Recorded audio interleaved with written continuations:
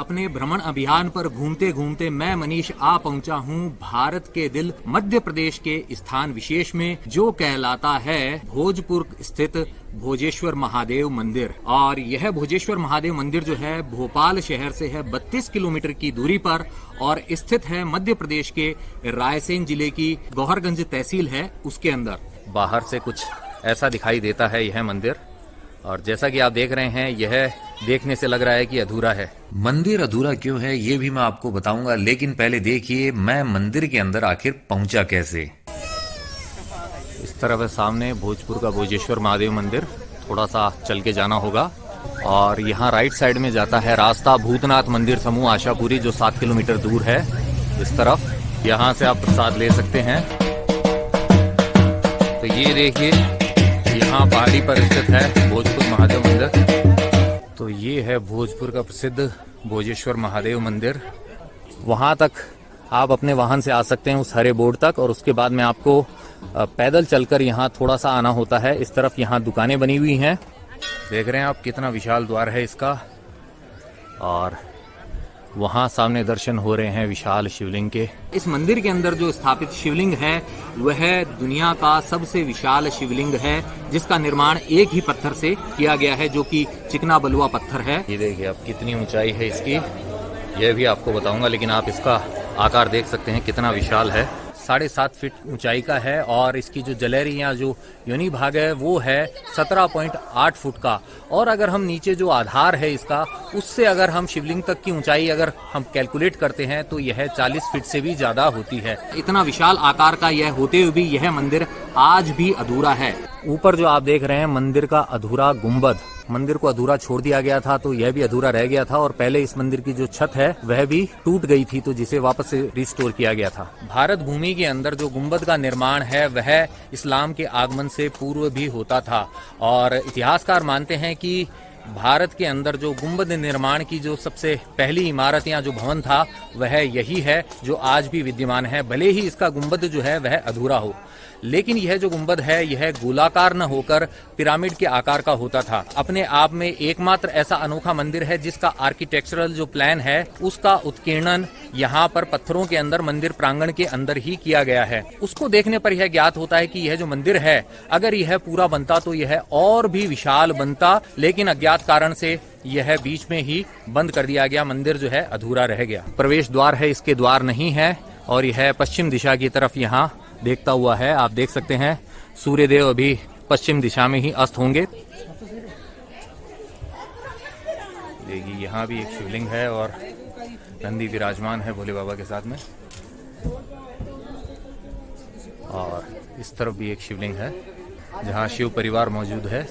और इन दो छोटे शिव मंदिरों के साथ ही यहाँ पर एक और मंदिर है, और एक कबूतर बैठा है अभी फिलहाल भोले बाबा के ऊपर। पत्थरों के ऊपर विशाल पत्थरों को रखकर, उनको बिना किसी जोड़ के रखकर इस मंदिर का निर्माण किया गया था, जो आज भी यूं टिका हुआ है। वजनी पत्थर है, उनको यहाँ पर हाथियों की मदद से लाया जाता था। एक रैंप का निर्माण किया गया था उसके लिए। ये देखिए ये है वो विशाल रैंप जो बनाया गया था यहाँ तक पत्थरों को पहुँचाने के लिए हाथियों की मदद से, मंदिर के ठीक पिछले हिस्से की तरफ। यह 106 फीट लंबा और 77 फीट जो है चौड़ा है।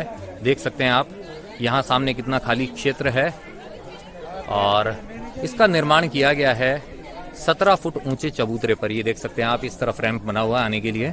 ये जो आप देख रहे हैं यह 17 फुट ऊंचा चबूतरा है। यहाँ पहुंचने के लिए आपको आना होगा भोपाल, जो कि यहाँ पर सबसे निकटतम बड़ा शहर है, और हवाई अड्डा है यहाँ का राजा भोज हवाई अड्डा। और उसके बाद में सड़क मार्ग द्वारा आप यहाँ पर इजीली पहुंच सकते हैं।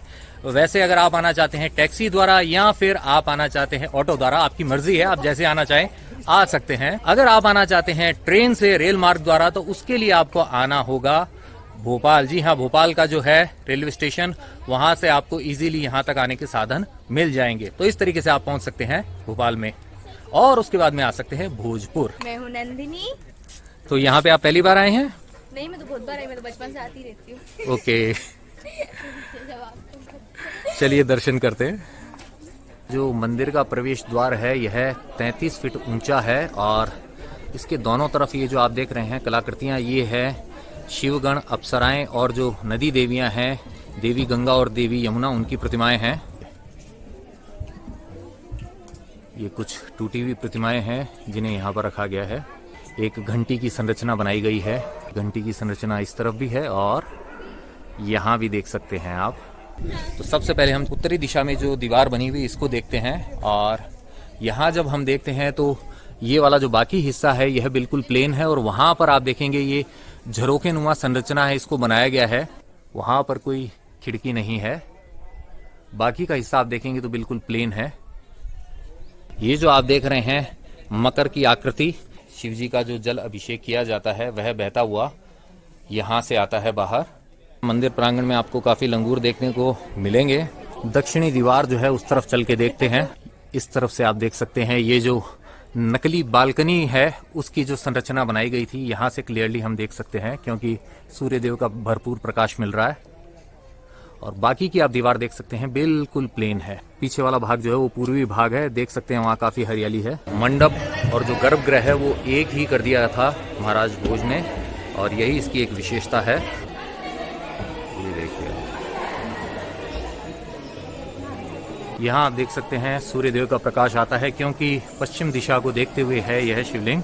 4 विशाल स्तंभ जिनके ऊपर टिकी है इस मंदिर की ये छत, मंदिर का ये जो ढांचा है इनके ऊपर टिका हुआ है। कबूतरों ने भी कब्जा कर रखा है यहाँ पर क्योंकि इसका कोई द्वार नहीं है। इस मंदिर के अंदर इस शिवलिंग की पूजा जो होती है वह भी बड़ी ही अनोखी है। आमतौर पर होता क्या है, हम लोग प्रभु का जल अभिषेक खड़े रहकर वैसे कर देते हैं, लेकिन इतना विशाल होने के कारण न तो मेरा हाथ वहां तक जा सकता है, न ही और जो श्रद्धालु हैं उनका हाथ वहां तक जा सकता है। तो प्रभु का अभिषेक करने के लिए जो पुजारी जी हैं वो जलेरी जो है वहां पर चढ़ते हैं और वहीं से इस शिवलिंग का अभिषेक करते हैं दिन में 2 बार।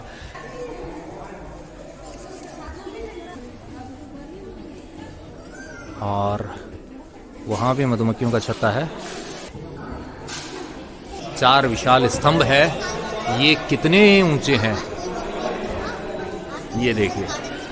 ऐसा अनोखा मंदिर आपको और कहीं देखने को नहीं मिलेगा, उसके लिए आपको यहीं आना होगा भोजपुर में।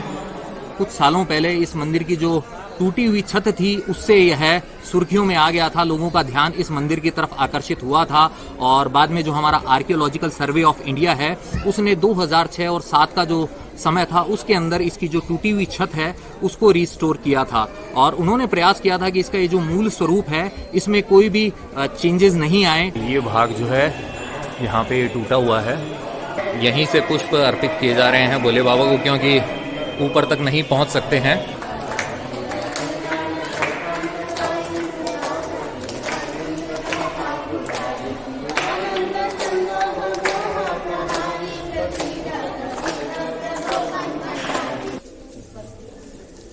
ये देखिए यहाँ पर है भोले बाबा के प्रिय चीजों में से एक धतूरा। प्राचीन काल की जो ग्रेफिटी है वो भी यहाँ इस मंदिर के अंदर मौजूद है, वो भी इस विशाल शिवलिंग के ऊपर।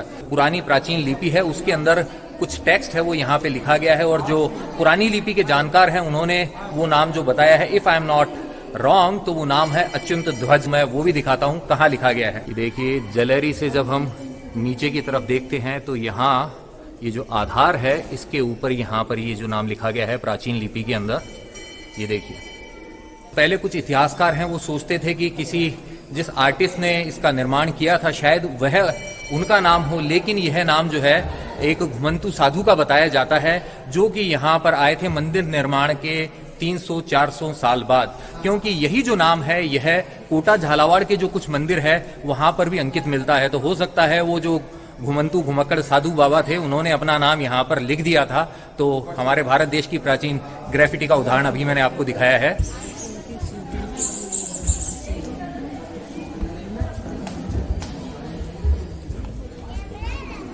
तो मंदिर यह जो अधूरा है इसके पीछे बहुत सारी मान्यताएं हैं।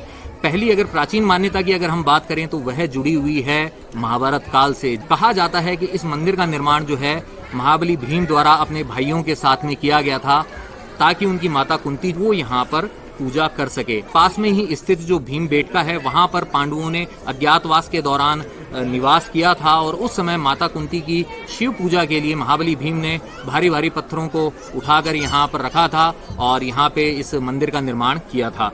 और माता कुंती बेतवा नदी जो यहाँ पास में ही है उसके अंदर स्नान किया करती थी और उसके बाद में यहाँ पे पूजा करती थी। तो ऐसी एक मान्यता है।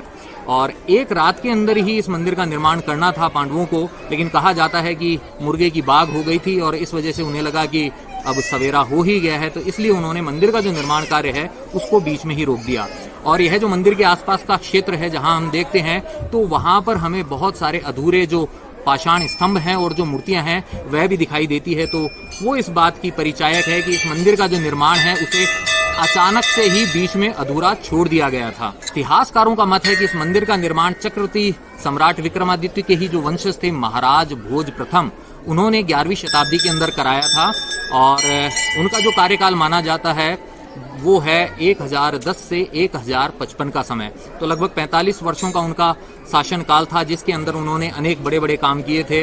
जो भोपाल का बड़ा तालाब है उसका भी निर्माण किया था और कहा जाता है इस मंदिर के जो आसपास है उन्होंने 3 डैम बनवाए थे। उसके साथ में यहाँ पर ऊंचाई के ऊपर पहाड़ी पर यह भोजेश्वर महादेव है, इस मंदिर का निर्माण करवाया था। तो लोगों का मानना यह है कि जो पांडवों द्वारा निर्मित प्राचीन मंदिर था उसी को ही बाद में राजा भोज ने अच्छे तरीके से यहाँ पे बनवाया था, लेकिन यह मंदिर अधूरा रह गया था। महाराज भोज ने जो यहाँ पर 3 डैम बनाकर जो 3 बड़े विशाल जलाशयों का निर्माण किया था, उसमें यहाँ पर जो जलाशय होता था आज हमें यहाँ दिखाई नहीं देता है। और उसके बारे में लोगों का मानना ये है कि एक जो राजा हुआ करता था होशंग शाह, तो कुछ लोग कहते हैं कि उसका जो बेटा है वह इस जलाशय में डूबकर मर गया था और कुछ लोग कहते हैं उसका सिपह सालार था। तो इन दोनों में से जो भी हो कहा जाता है कि उस लाश को ढूंढने के लिए उसने बहुत प्रयास किए, लेकिन जब वह नहीं मिली बॉडी तो उसने यहाँ पर जो बांध की दीवारें थी उसको तुड़वा दिया था, जिससे यह जलाशय है पूरे तरीके से धीरे धीरे खाली हो गया था। लेकिन कहा जाता है कि यहाँ पे इतना पानी था कि इसको सूखने के अंदर भी लगभग 3 महीने का समय लग गया था और यहाँ का जो पानी है वह बहकर आगे चला गया था। तो यहाँ पर कुछ टापुओं का निर्माण हो गया था। तो ये जो भोजपुर है इसके पास में ही एक स्थान है जिसे कहा जाता है मंडी द्वीप। तो उस मंडी द्वीप को भी इसलिए कहा जाता है क्योंकि जो पानी बहकर गया था उससे वहां पर द्वीप जैसी संरचना बन गई थी और अनेक द्वीपों का निर्माण हुआ था। फिलहाल वैसे द्वीप हमें आज नहीं दिखाई देते हैं क्योंकि जलराशि अभी नहीं है, लेकिन जो मंडी द्वीप नाम का स्थान है वह इस मंदिर के बिल्कुल पास ही है। और ये जो आप देख रहे हैं यहाँ पर कभी विशाल जलराशि होती थी, जो बांध की दीवारें थी उनको तोड़ दिया गया था, तो यह क्षेत्र खाली हो गया था, जलमुक्त हो गया था। कुछ इतिहासकारों का मत है कि यह जो मंदिर है यह अंत्येष्टि स्थल के ऊपर बनाया गया एक मंदिर है, क्योंकि जैसा कि हम देखते हैं जो शमशान क्षेत्र होते हैं उनके आसपास भी मंदिरों का निर्माण किया जाता है। तो इतिहासकारों के अनुसार जो प्राचीन काल में जो उच्च कुलीन जो राज परिवार के सदस्य हुआ करते थे उनकी मृत्यु के पश्चात में जहां उनकी अंतिम क्रिया की जाती थी वहां पर मंदिर का निर्माण कर दिया जाता था और ऐसे मंदिर जो है वो कहलाते थे स्वर्गारोहण प्रासाद। और उनकी खास बात यह होती थी कि जो मंदिर का शिखर होता था वह कुछ स्टेप्स के अंदर एक के बाद एक घटते क्रम के अंदर होता था, जैसे कि पिरामिड की शेप होती है। और इस मंदिर का जो अधूरा गुंबद है जो पिरामिड शेप के अंदर है वह इस बात का प्रमाण हो सकता है, ऐसा इतिहासकार मानते हैं। अब यह मंदिर एग्जैक्टली क्या था यह कोई नहीं जानता है, बस बाकी सब इतिहासकारों का अलग अलग मत है, सबने अपने अपने दिमाग के हिसाब से बातें बताई है। अब आप जो मानना चाहें वो मान सकते हैं। साल के अंदर 2 प्रमुख मेलों का आयोजन किया जाता है। एक मेला जो आता है वह आता है मकर संक्रांति के अवसर पर और दूसरा जो होता है महाशिवरात्रि का जो पर्व होता है, महापर्व होता है, उसके अवसर पर यहाँ पर भव्य मेले का, वार्षिक मेले का आयोजन किया जाता है।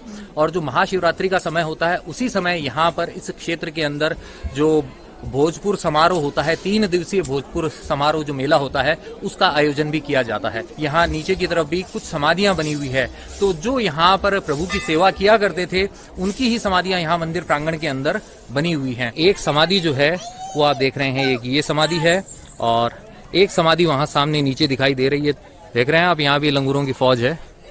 अब यहाँ से इस तरफ चलते हैं पार्क की तरफ। यहाँ पे चट्टानें हैं जो इस प्रकार की हैं, बिल्कुल ऊबड़ खाबड़ नहीं है, थोड़ा सा इस तरीके से प्लेन सी है। मंदिर का जो रेखा चित्र है, भूविन्यास, वो यहाँ पर अंकित है। जो मंदिर निर्माण से जुड़े हुए जो कुछ कारीगर थे उनके नामों का अंकन भी किया गया है। तो मंदिर जो है वह अधूरा रह गया था, इस वजह से वो नाम यहाँ पर है। क्योंकि नॉर्मली होता क्या था, जो भी मंदिर निर्माण से जुड़े हुए कारीगर होते थे उनके नामों का अंकन किया जाता था ताकि हिसाब किताब किया जा सके कि किसने कितना काम किया है, किसको कितना पेमेंट मिलना है। और जब मंदिर निर्माण का कार्य पूर्ण होता था तो उसे हटा दिया जाता था।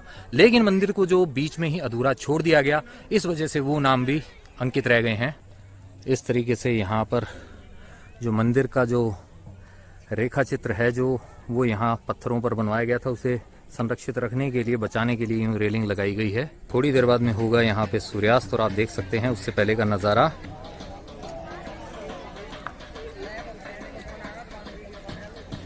इस विशालतम शिवलिंग के दर्शन करके, भोजेश्वर महादेव के शिवलिंग के दर्शन करके आपको अच्छा लगा होगा, आनंद फल की प्राप्ति हुई होगी। अगर आप मेरे साथ कनेक्ट होना चाहते हैं इंस्टाग्राम पर तो ये जो आईडी डिस्प्ले हो रही है इसे सर्च कीजिए और कनेक्ट हो जाइए मेरे साथ इंस्टाग्राम पर। जाते जाते आपसे बस इतना ही है कहना कि यत्र तत्र सर्वत्र घूमते रहिए, घुमाते रहिए, लाइफ में हमेशा मुस्कुराते रहिए। जय भोले, जय शिव शंकर।